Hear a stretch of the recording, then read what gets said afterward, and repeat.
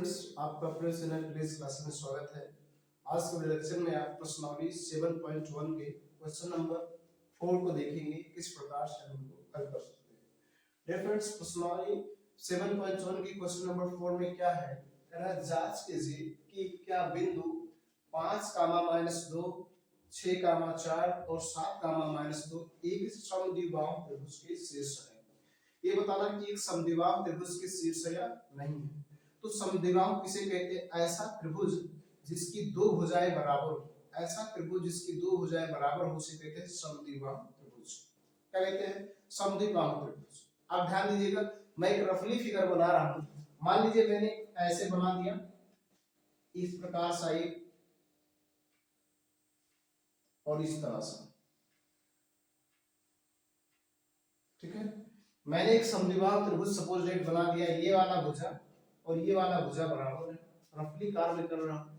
यहां पर लिखा है ये, यहां लिखा है बी और यहां लिखा है सी, ठीक है। ध्यान से देखिएगा, इसका जो मान लीजिए ए का जो निर्देशांक है ये है 5, -2, ठीक है।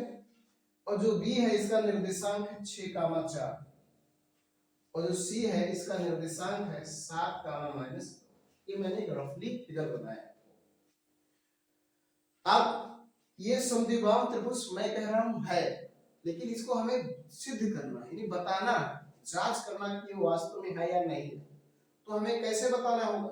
हम ये बता दें कि ये जो लाइन है इसकी दूरी कितनी है, इसकी लंबाई कितनी है, और ये जो लाइन है इसकी लंबाई कितनी है। और यदि इन दोनों की लंबाई बराबर आ जाए तो हम कहेंगे समद्विबाहु त्रिभुज है, और यदि ना बराबर आए तो हम कहेंगे समद्विबाहु त्रिभुज नहीं है।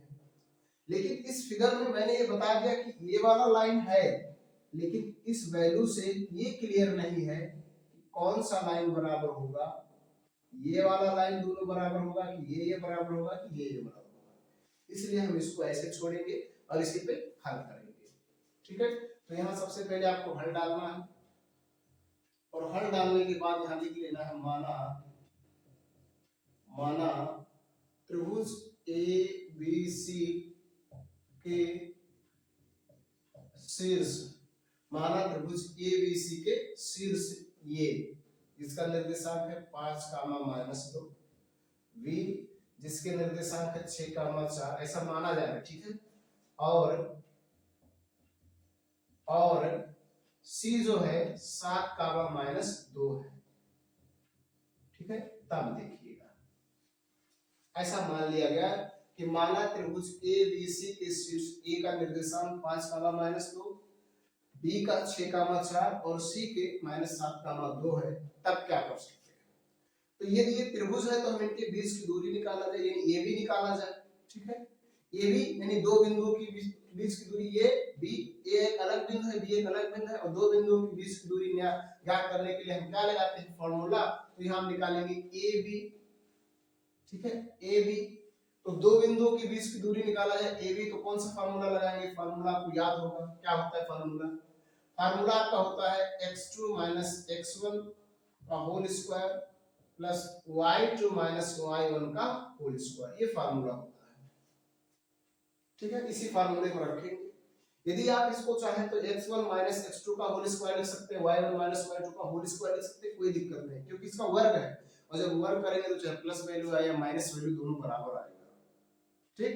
तो अब यहाँ पर देखेंगे, यहाँ ए बी को बताना है, तो ए को देखा जाए तो हम इसको मानेंगे x1, ठीक है, और इसको मानेंगे x2, और बी में इसको मानेंगे x1, सॉरी ये गड़बड़ हो गया, ये y1 होगा, ये आपका y1, दूसरा आपका क्या होता है y, तो ये हो जाएगा y1, और यहाँ हो जाएगा x2, ये हो जाएगा y2। अब इस वैल्यू को यहाँ पर रखा जाए तो रखेंगे, तो क्या होगा? x2 का वैल्यू देखा जाए 6 है तो 6 रख देंगे, माइनस x1 का वैल्यू 5 है, 5 रख देंगे, इनका वर्ग कर देंगे, प्लस y2 का वैल्यू देखा जाए 4 है, माइनस y1 का वैल्यू -2 है, वहां माइनस है और -2, तो ऐसा ब्रैकेट्स बनाएंगे, फिर इसके बाद वर्ग लगाएंगे, ठीक, कोई दिक्कत नहीं है, आगे समझिएगा। यहाँ पर देखिए 5 में 6 में से 5 हटा लेंगे तो 1 आ जाएगा, 1 का वर्ग, और प्लस यहाँ देखिए 4 और ये माइनस माइनस बन जाएगा +2 का वर्ग, आगे समझना है। 1 का वर्ग 1 होगा प्लस यहाँ हो जाएगा 6, 6 का वर्ग कर देंगे। 1 का वर्ग 1 प्लस 6 का वर्ग हो जाएगा 36। इन दोनों को जोड़ेंगे तो आ जाएगा करड़ी में 37। क्या आ गया? करड़ी में 37। ठीक है, तो आपने ए को ए बी को निकाला है, अब बीसी को निकालेंगे। ध्यान से समझिएगा, बीसी को निकाल के चेक किया जाए।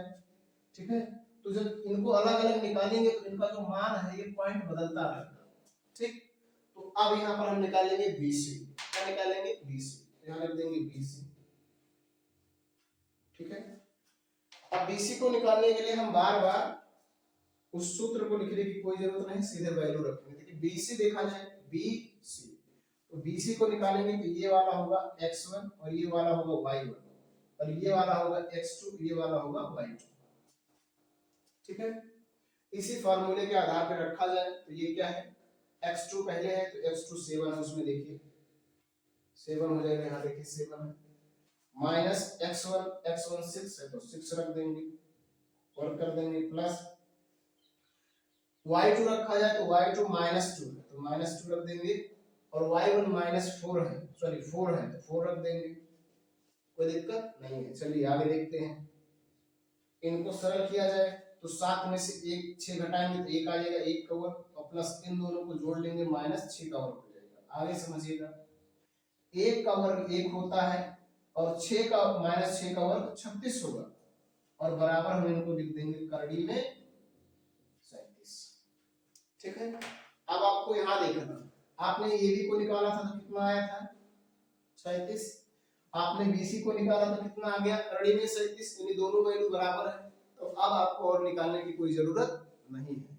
अब यहाँ आप सीधे लिख देंगे अतः ये बिंदु त्रिभुज समद्विबाहु त्रिभुज की शीर्ष है। अतः बिंदु 5, -2, 6, 4 और 7, -2 एक समद्विबाहु त्रिभुज के शीर्ष है।